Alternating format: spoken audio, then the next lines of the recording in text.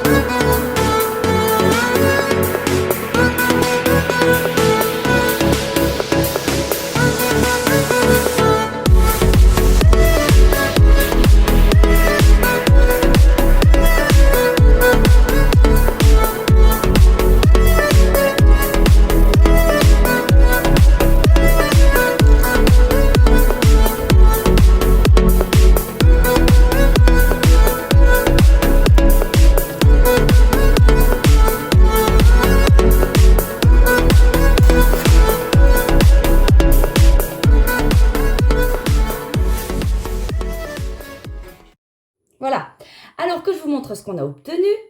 Alors pour le coloris principal, voilà ce que j'ai obtenu. C'est la vraie couleur. Je vous montre le contrastant. Voilà. C'est la vraie couleur aussi. C'est pas mal. Les côte à côte, ça fait ça. Je vous en mets deux côte à côte pour que vous voyez à peu près ce que ça donne. Vous voyez, après, ça dépend de comment on met en écheveau. Là, vous voyez des speckles, là, vous n'en voyez pas, mais ils sont par là. Enfin, ils sont certainement cachés, mais ils sont là. Alors, que je vous montre ce que ça donne en vrai. Enfin, une fois déplié, comme d'habitude. Voilà. Donc, on est quand même pas mal sur le vert bleu, un peu de marron. Et puis, donc, c'était des speckles turquoise que j'ai mis. Voilà, et le contrastant, donc j'avais mis du orange plus foncé et du turquoise plus foncé. Donc voilà ce que ça donne. Donc on a donc le orange, on a bien un peu de turquoise, on a du don de teint, puisque c'est fait exprès. Hein, je ne retourne pas les écheveaux, je ne mélange rien. Vous voyez, on retrouve un peu de tout.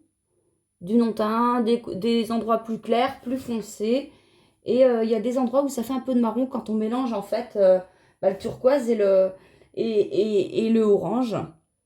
Donc voilà. Voilà les kits. Alors ça, ce sont les kits chaussettes #10. Kits chaussettes du vendredi #10. Il y en a comme d'habitude 14, je crois. Ouais, je crois. Et puis voilà.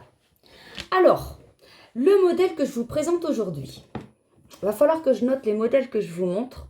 Parce que comme une andouille, je serais bien capable un jour de vous montrer un modèle que je vous ai déjà montré. Ça serait bien mes conneries. Et bien, je vais tout simplement vous montrer le pull que je porte. C'est le pull Alocasia de Marie-Amélie. Il est disponible sur Ravelry gratuitement, puisque Marie-Amélie a arrêté de designer depuis un certain temps, déjà depuis peut-être bien 2 ans au moins. Et elle a mis tous ses modèles gratuitement, librement sur Ravelry. Ça, c'est une personne qui a des modèles toujours bien expliqués. Alors, bien expliqués, oui, certes, des fois un peu compliqués. Mais en faisant bien attention, on y arrive. Des fois, il ne faut pas chercher plus compliqué que c'est écrit. Et ça passe. Des fois, on se dit... Enfin, je vois, ma maman, ça lui le fait. Et puis, souvent, je lui dis, ouais, non, mais moi, ça me fait pareil. Mais ne cherche pas à comprendre, en fait. Elle bloque sur un truc en se disant, mais j'étais pareil, hein, en se disant, mais qu'est-ce que ça va faire? C'est pas possible. Et souvent, je lui dis, n'essaye pas de comprendre. Fais. Et effectivement, ça marche. Et donc, Marie-Amélie, il y a quelques modèles, c'est un peu ça. Alors, ce pull, il se commence, enfin d'abord il faut un échantillon, donc il faut de la laine fingering, hein, donc de la comme ça, la mérinos nylon, la mérinos, la méri bambou, je parle pour la laine de chez moi, le tencel, mérinos tencel, et puis c'est pas mal, Stellina, ouais c'est tout. Donc voilà, l'échantillon il est de 26 mailles pour 34 ans. Donc elle, pour cet échantillon, elle utilise des aiguilles 3,5. Personnellement, moi, il me faut du... J'ai dit quoi? 3,5? Ouais. Moi, il me faut du 3 pour avoir cet échantillon. Et donc après, le principal, ce n'est pas les aiguilles qu'elle préconise, c'est ce que ça donne avec votre échantillon à vous. Et donc moi, par exemple, j'ai utilisé le 3 pour tout ça.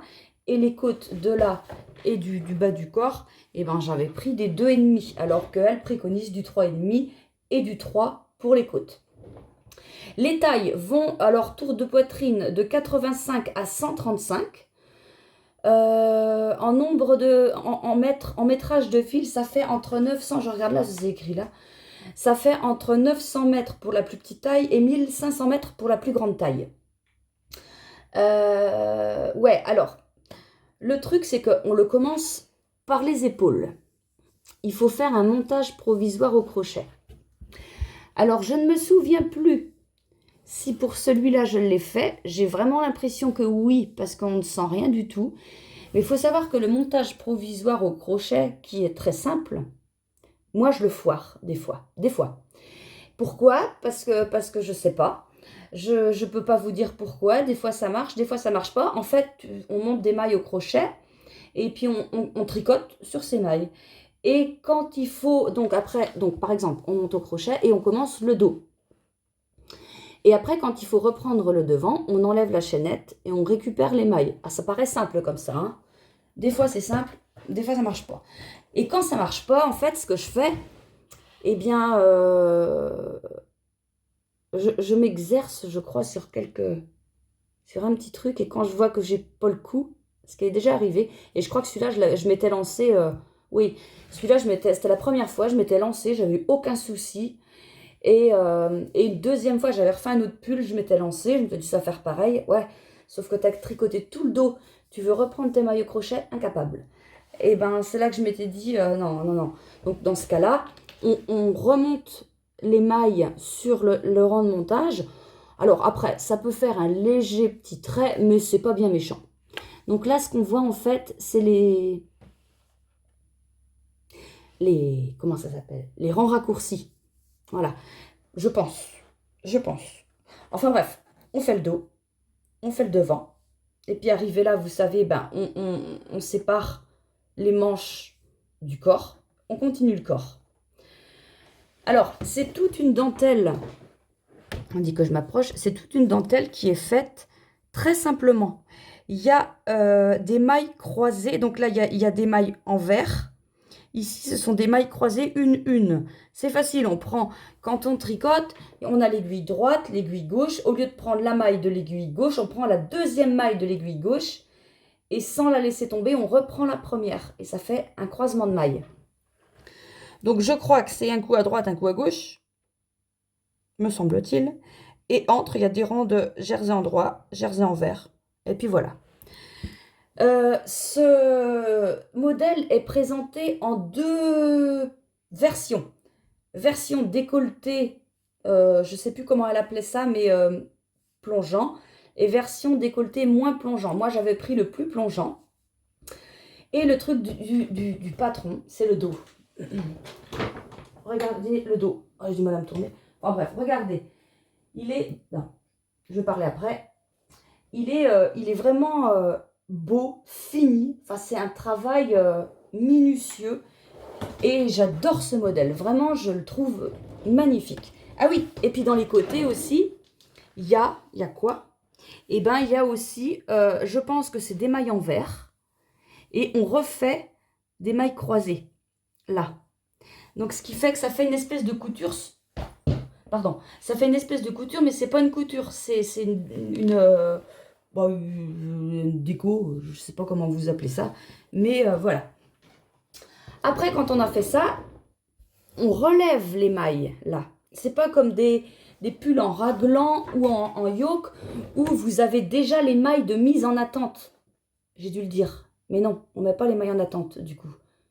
Ouais, j'ai dû dire ça. Mais non. Non, non. Là, c'est fini. Et après, on relève les mailles. Alors ça, c'est vrai que c'est pas toujours simple. Parce que déjà, il faut réussir à avoir les deux mêmes nombres de mailles de chaque côté. Et ce qui est important, c'est d'avoir autant de mailles devant que derrière. Donc, il faut bien faire attention. En général, ça se fait bien. Mais des fois, on est à 1 ou 2 mailles près. Et ben non. Moi, personnellement, je ne sais pas si ça changerait grand-chose. Enfin, quand je veux dire à 1 ou 2 mailles près, c'est par rapport au devant et au derrière. Je ne sais pas si ça changerait grand-chose, mais non, je veux être toujours juste. Et puis, bon, je l'avais fait toujours trop court, mais moi, ça, c'est moi. Je fais mes gilets, mes pulls trop courts. Et donc là, on voit ou pas les diminutions. On les voit pas. Des manches. Alors, comme d'habitude, j'ai pas dû suivre les diminutions préconisées sur le patron, parce que mes bras rentreraient pas dedans. Mais c'est pas grave. Alors ça, c'est une laine que j'avais teint moi-même avant que je sois teinturière. Donc j'ai pas la recette. J'avais essayé de la refaire. Et je n'en ai plus. Je l'avais appelé le verre de Joël. Donc il est toujours en précommande, enfin disponible en précommande, il n'y a pas de souci. C'est le même verre en un peu moins pétant, mais qui est quand même pas mal. Mais je me demande quand même... Non, ça n'en est pas ça. Et ouais, c'est dommage, j'arrive pas à faire cette recette. Et ça, je l'avais fait en même temps que vous, il me semble, dans un vlog ou une vidéo que j'avais faite. C'était au début que je faisais des vlogs, donc c'est vieux. Et quand c'était sorti des gamelles, je m'étais dit, bah alors là, pour aller faire tes manifs aux gilets jaunes, c'est top. Et puis non, en fait, non, ça passe bien pour le printemps, c'est quand même un truc assez gai.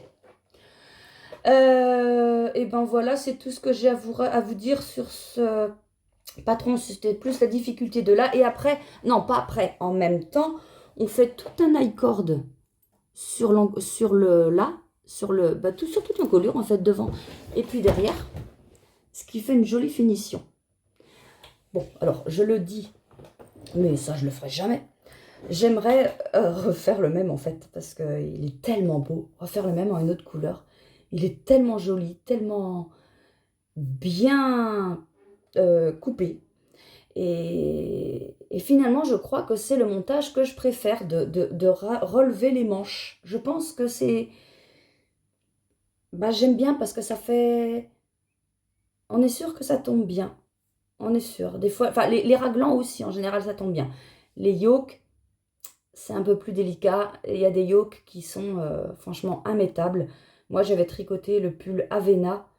Oh, il est magnifique. Mais alors, tu fais ça, tu rebaisses les bras, tu as le pull qui est tout remonté. Et ouais, parce que en fait, le yoke descendait trop bas par rapport à mon emmanchure. Alors, c'était certainement pas la designer qui buguait, c'était certainement moi. Peut-être que mon nombre de rangs n'était pas adapté à l'échantillon. Parce que pour moi, ce qui est vraiment important, c'est le nombre de mailles. Et le nombre de rangs, j'en ai plus rien à faire. Et c'est pas bien. Mais c'est pas évident non plus de tomber juste nombre de mailles, nombre de rangs sur sur la même aiguille. C'est pas simple. Donc on se débrouille comme on peut. J'ai toujours réussi à me débrouiller avec ça. Sauf voilà pour les pulls en yoke, où c'est peut-être le problème. Voilà, et bien moi c'est tout ce que j'ai à dire pour aujourd'hui. Je vous retrouve mardi pour un vlog, qui sera pas un vlog non plus, qui sera juste une vidéo. Et là j'aurai quelque chose à vous montrer. Ça n'a rien à voir avec le tricot, avec la boutique, mais je suis contente. Je vous montrerai tout ça mardi prochain. Et puis bah, sinon, on se retrouvera pour la semaine d'après, pour vendredi prochain, pour une nouvelle vidéo des chaussettes du vendredi. Voilà, alors je vous remercie tous et toutes d'avoir été jusqu'au bout de cette vidéo. Et puis je vous fais de gros bisous. Et puis je vous dis à la semaine prochaine. Salut!